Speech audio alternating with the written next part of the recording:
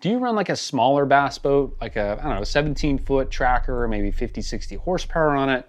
You got a 12-volt trolling motor and you want to find the best battery setup for it. There's tons and tons of options out there, and it can be overwhelming. I've been there, I understand. And so we're going to talk through some pretty key ways to do this so you can get a nice, simple, cost-effective solution to get you up and running. Now the batteries in these smaller boats are like a Group 27 size, so they're not a full Group 31 like this guy here.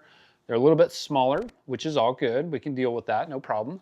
But let's talk about lead acid versus AGM versus lithium.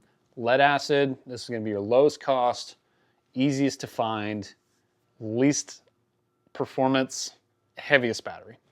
Then you've got the AGMs, or a little bit, you can still certainly find them almost anywhere, a bit more expensive, just as heavy, a little bit better cycle life, a little bit deeper discharge.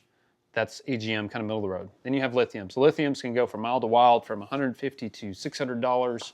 And we're going to kind of layer this conversation a little bit towards the lower part of that $150 to $300 range. Good? Okay, so let's just assume lithium is on your radar. Maybe that's how you found this video, how you found this channel. So let's talk through some lithium options, starting with the trolling motor battery.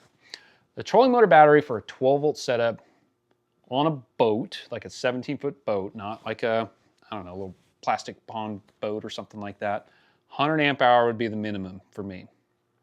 Now that will be twice as much power as a Group 27 lead acid. Those are good for about 50 amp hours. You're talking lithium, 100 amp hours will get you going. That's going to be in the $180-ish range, $200 range. Stick with a more well-known brand. I'll put some links in the description if you're wanting to look into that.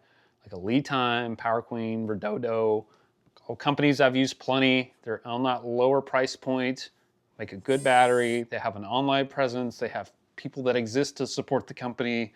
There's so many like fly-by-night lithium battery companies out there that I would definitely avoid, that if you ever had an issue or question, they will be non-existent. I can guarantee you. That's just how it is. So when it comes to the 12-volt battery, like I said, 100 amp hour, now you can get those in many different flavors. Group 31s, Group 27s are a little bit hard to find. Group 24s are easy. They'll drop into your trays, maybe get you a little foam spacer or something to suck up the gap. And any of the 100 amp hour LiFe PO4 batteries will work for you. They do make a Power Queen 125. Maybe some others do as well. 125 amp hour will drop in there. Certainly wouldn't hurt. It's going to be a little bit more expensive, but it will drop right in your tray, which is pretty sweet. Like I said, I'll put links in the description if you want to check that out. Now, when it comes to the cranking battery, this can get a lot more tricky. If you're using a remotely older motor, like 2020, 2019 and older Mercury, this is the gray area when it comes to lithiums, if they're okay or not. You definitely need to research Facebook groups, online forums, see if people have success with that motor with the lithium, because they're unique. And if you have any questions about it, just stick with the traditional lead acid, whatever, Interstate, Walmart, Everstart, whatever it is, just go get you a cookie cutter battery. Life is good.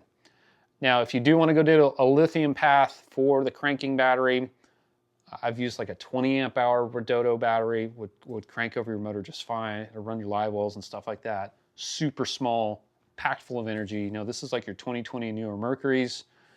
Yamahas are kind of questionable, but this is kind of honing in on like maybe the tracker customer, the 175 tracker guys. Between those batteries, so just to summarize, bundle this up. First, if you found this helpful, subscribe to the channel, please. 2, trolling motor battery, Group 27, Group 24, 100 amp hour, or a 125 would be okay. More than you need, but okay. For the cranking battery, stick with just a cookie cutter lead acid, buy it anywhere, or go with like a 20 amp hour, like a Redodo lithium cranking if you have a newer motor. You'll be good to go to run all your stuff. Hopefully you found that helpful. If you did, like I mentioned, like and subscribe to the channel, please. Put any questions you have in the comment section, and we'll see you on the next video.